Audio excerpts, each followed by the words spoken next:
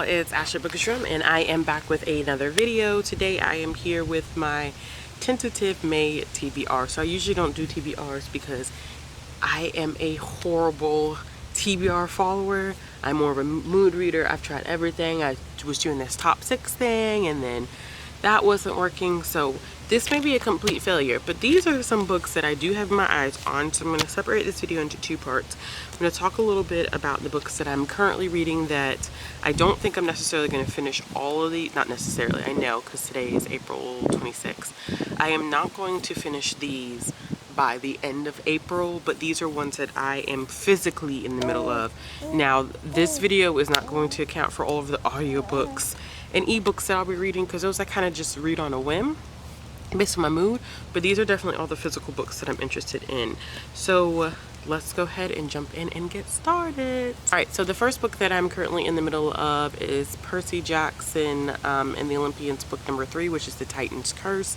I am currently on page 207, which is not that far from finishing. I don't want to say much about this book considering that it is the 3rd book in the series, and we meet some new heroes in here that I don't really want to say anything about, but it's great to be back in this world. I was reading a lot of this last night and I was so surprised by how much I had forgotten all the twists and turns that happen in this book. The next book that I'm currently reading is The Nickel Boys by Colson Whitehead. I am about 70 pages into this.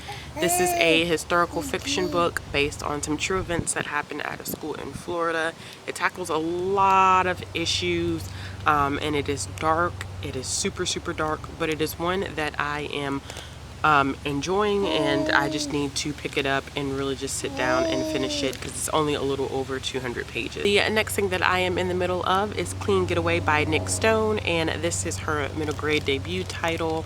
It is about a young black boy who goes on this adventure with his white grandmother through a lot of the states that experience heavy segregation in the Deep South, and he is learning a lot about his grandmother and about the history of his grandparents during this time. I am currently 80 pages into this. This is once again only a little over 200 pages, so I'm definitely looking forward to finishing this one as well. I am also currently reading Half-Blood by Jennifer L. Armentrout. This is her kind of mythology, paranormal type of book. I've actually already read this, but I was rereading it because I wanted to finish the series this year. I don't know how far I got in with the audiobook. I feel like I was only about 30 or 40 pages in, but I stopped the audiobook because I didn't like the narrator, and I think I'm just going to kind of focus on actually reading this and annotating it since I have all 5 books. I am also reading Conversations in Black, and this is Conversations in Black on Power, Politics, and Leadership. This is a nonfiction book by Ed Gordon, and it has so many different people in it. Everybody from Maxine Waters, Charlemagne the God, Stacey Abrams, D.L. Hughley, Al Sharpton, T.I., and what they do is they look at different categories.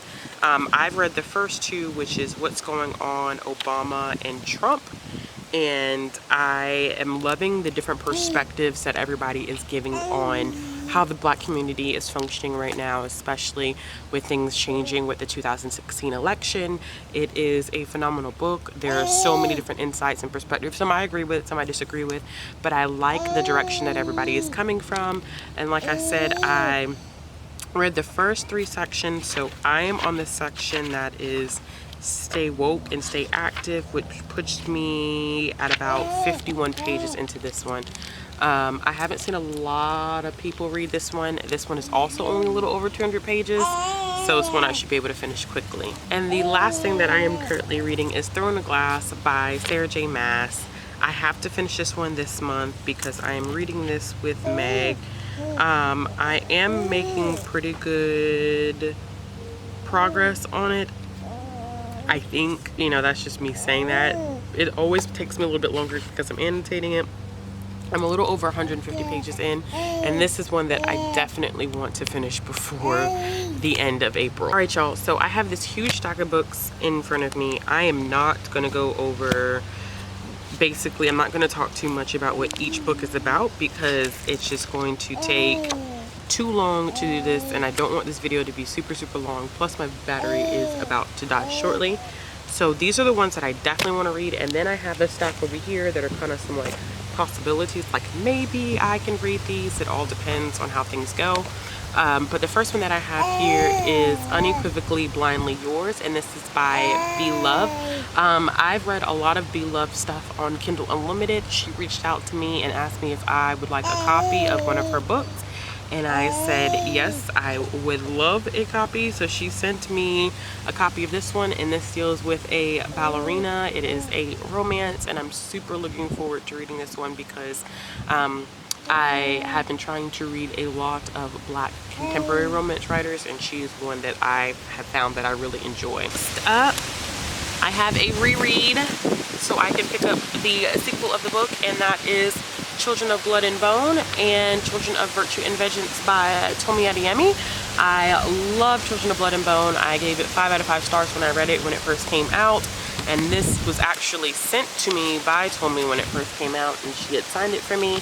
And then I picked up Children of Virtue and Vengeance on its release date. I still have not read it, and I haven't picked it up to read it yet because I felt like I needed to do a reread of Children of Blood and Bone first before I picked up the new one, and I wanted to go back through and annotate both copies, so I will be doing that. I have Black Girl Unlimited by Echo Brown, which is about wizards, and it has some magical realism in it, and I heard that this is a tough read but a really good read, so I'm looking forward to picking this up. The next one that I have here is The Deathless Divide by Justina Ireland. This is the second book in the Dread Nation series. I have or it might be a different name in the series. I probably have said it so wrong, but I will put the correct name of the series if that's not the correct name of the series. But I do have a full review of Dread Nation, which I'll put up in the card symbol. I gave the first one 3 out of 5 stars. I said I would read the second one, but I would check it out from the library. I did not expect it to be this thick. This book is almost 600 pages. I have not seen many people talk about it, but we shall see how I feel about this. After that, I have Crown of Midnight, which is the second book in the Throne of Glass series by Sarah J. Maas. This is the next one in line for us to read. I probably will be reading this one and Heir of Fire in the month of May because I completely threw us off because I was in such a bad reading slump that I put us behind. We were supposed to be finished with all 7 books by July, and I have slowed us down. So I feel like I need to read Crown of Midnight and Heir of Fire to make sure that we're still on track to finish all 7 books. I'm excited. I am enjoying the series as a whole. I know that these first 3 books are kind of on the shorter end. They're only 400 pages or so, but I know that once we get to Heir of Fire, they get exceptionally long. So we shall see how that goes. I also want to continue with the Percy Jackson series and finish the Battle of the Labyrinth, which is the 4th book. There is a series of short stories that are supposed to be read after this. I did not know that. I've already read this book. This is a reread for me. So I think what I'm going to do is get a copy of the short stories and read those after I get finished with the Battle of the Labyrinth, so I can pick up the final book, which is The Last Olympian. That way I can finally move on to the Heroes of Olympus and do that reread of those books. And those books are like super chunky, so those are going to take a while. I also have a couple, these next actually 4 are rereads. The first one being Chew Volume 1 by John Layman and Rob Guillory. This is such a great comic book series. It's about this guy who can taste the flesh of humans and can tell you exactly what's happened to them. So he works with FBI. There's a lot of weird scenarios that go on. I think this series is only 9 volumes long. Absolutely love it. I just never finished it because I did not want it to end, but I need to go back through and do a reread and finally finish it. Next I have Fallen Kingdoms by Morgan Rhodes. I always try to sell this as like the YA edition of Game of Thrones. I would never ever in a million years trust anybody in the series. I would never in a million years get attached to anybody in the series. I've read all the way up to book 4 and the first book in the spinoff, but as you know from the series that I want to complete this year, which I'll link in the description in the card symbol above, this is one of the series that I wanted to finish, but in order to finish it I need to do a reread because it's been so long. It's been terribly long. That I have Shadow and Bone by Lee Bardugo. This is the first book in the Grishaverse series. I also have already read this. I read this a couple years ago, but this is one of the series, once again, one of the books in the series video that I came up with that I really was invested in attempting to finish, and I have forgotten so much, so I need to do a reread of this first one so I can move on to books 2 and 3. And this, I always forget how chunky some of these are. This one is a little over 350 pages. The last reread that I have on here is Dorothy Must Die by Danielle Page. I loved this series when it first came out. Most of my books are signed by Danielle. I've met her a few times at Y'all Fest, and this is a reimagining of the Wizard of Oz, except Dorothy is evil. I thought this first book was phenomenal. I actually have done a full review. It's not the best video, y'all. It's kind of a gritty video because I shot it like 4 years ago when I first really got on book 2, but I will also link that up in the card symbol above if you want to check it out. It is such a complex series. I did enjoy this one. I liked the second one, hated the third one, and thought the fourth one was just okay. So I want to go back and reread them and see if time holds up, and I'm just feeling kind of nostalgic. The last definite book that I have, if this wasn't enough, the last definite book that I have on my list here is Monday's Not Coming by Tiffany G. Jackson. This was one that I was trying to read because I found the audiobook on Libby, but when I started listening to it, I was like, oh no. I was like, there's no way I can listen to this on audiobook. I have to annotate this. So, and I've heard a lot of comments about this one, so I decided that I was going to read it physically and annotate my copy. I also have a copy of it allegedly by her that I need to read and annotate, and then I was lucky enough to get an arc of her newest book coming out called Grown, which I'm 10% through, and it is so good. But if I end up finishing that one in the next couple of weeks, I'll end up doing a full review for that. I said I wasn't going to talk about this as much, but it's about two girls. Monday ends up leaving and no one, or disappearing basically, and Claudia's like, you know, well, nobody is checking for Monday. Why is nobody, you know, worried about her disappearing? And it's, I feel like I know what this is going to be geared towards, but I definitely will save this for when I finish it and do a little bit of commentary on it. Alright, so the couple of books that I have here are possibilities. These are books I probably won't end up reading, but I have all these books and I was like, well, maybe, you know, some of these I can possibly get to. I have Cinder by Marissa Meyer, which is another series that I'm trying to finish this year. The Antidote for Everything by Kimmery Martin, which looks at trans rights and the health field. I've only seen one person, I think, really talk about this book, but they seemed like they were enjoying it.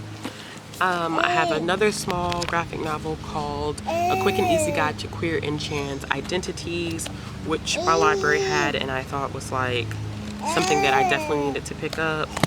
I have I Want to Eat Your Pancreas, the complete manga collection, which I've heard good things about. I know that it's sad, but it's one that I wanted to read. I have a copy of All the Stars and Teeth by Adeline Grace.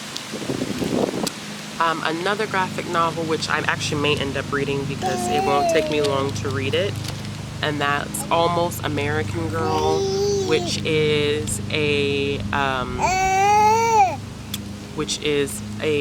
story about a girl who grew up in South Korea and coming to Huntsville, Alabama to take a trip. The artwork is really pretty in this one, so I think this is going to be one that I'm going to try to read. And then the last one is Anna K by Jenny Lee, and I know this one is going to be sad because I've read Anna Karenina, so I know how this is going to end, and I will leave my review of Anna Karenina up in the card symbol above so you guys can check it out.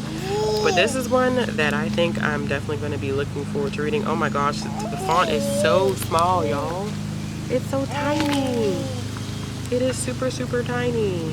But I'm trying to do much better about reading books with Asian voices. I feel like I do that, but I feel like I can be doing more of that.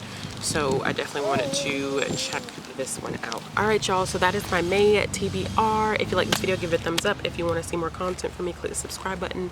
As always, I hope you guys have a wonderful day, and I'll be back with another video soon. Bye.